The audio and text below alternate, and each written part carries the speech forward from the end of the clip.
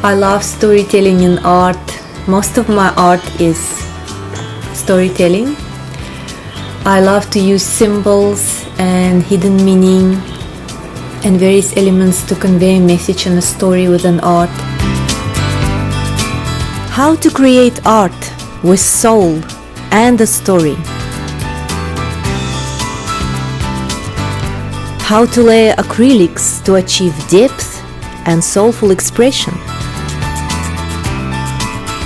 How to work with collage, composition, color, and contrasts. Join me in this intensive in-person 3-day workshop in New Jersey, USA. 7 to 9 August.